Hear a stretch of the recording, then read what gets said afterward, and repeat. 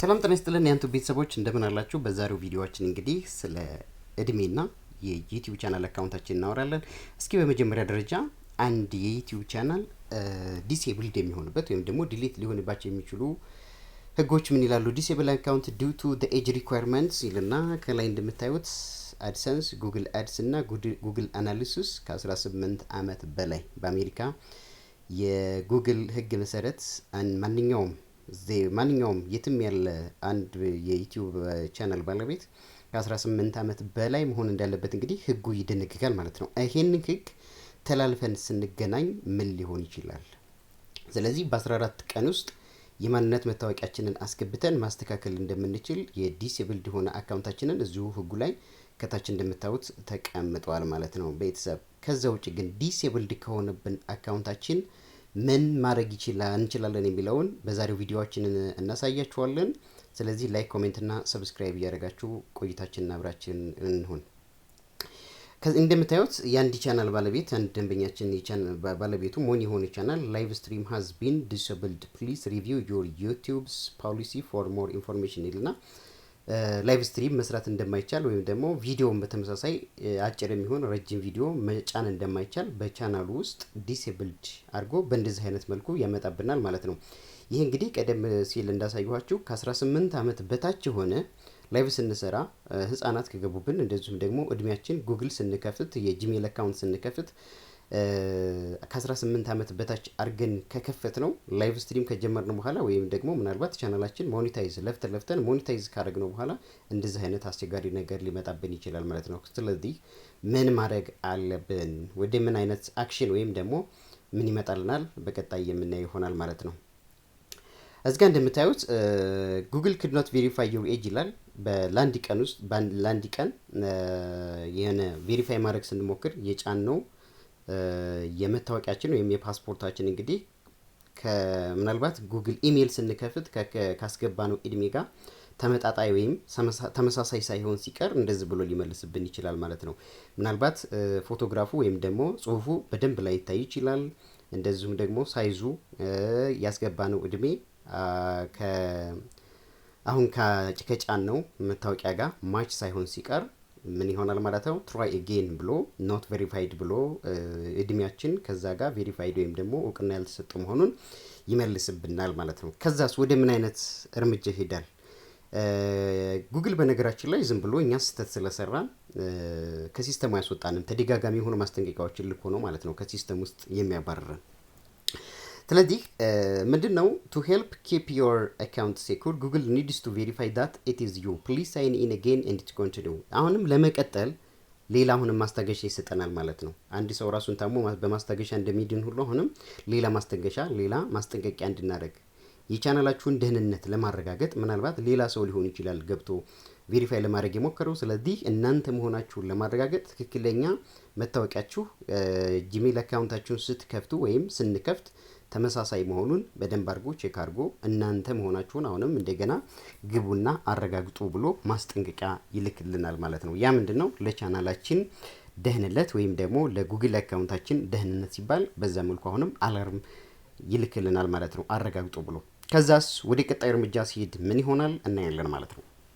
አሁን መጀመሪያ ሞከር ነው። ስለዚህ ዲሴብልድ ሲሆን ቻናላችን ምንድነው መጀመሪያ የሚላክልን መልእክት your account will stop within 14 days።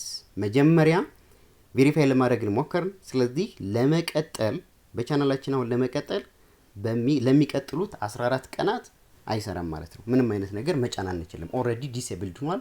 አንዴ ቻንስ ሰጥቶን ቬሪፋይ ለማድረግ ሞክረናል። ያ ማች አልሆነም በተለያየ መልኩ። ስለዚህ ለ14 ቀናት ምንም አይነት እንቅስቃሴ በቻናላችን ላይ እንዳናረግ ያግደናል ማለት ነው። ስለዚህ ኮንፊርም ማይ ኤጅ የሚል ነገር ቹዝ አን ኦፕሽን ከታች ሁለት አማራጮች ያመጡልናል። ስለዚህ ምንድነው ኮንፊርም ማይ ኤጅ እድሜያችንን እንድንጠይቅ ወይም ደግሞ ጂሜል ስንከፍት ያስገባነው እድሜያችን ዓመተ ምህረቱ ማለት ነው አሁን ከያዝነው የፓስፖርት ወይም ደግሞ የመታወቂያ ዲጂታል መታወቂያ ኦር ላይሰንስ ሊሆን ይችላል የመንጃ ፍቃድ ከመሳሰሉት ነገሮች ጋር ማች መሆኑን ቼክ አድርገን ማስገባት ያለብን መሆኑን ለ14 ቀናት ግን ምንም አይነት እንቅስቃሴ በዩቲዩብ ቻናላችን ላይ ማድረግ እንደማንችል ገደብ ይጥልብናል ማለት ነው። ይሄ ሌላ ማዕቀብ ነው ከፍ ሲል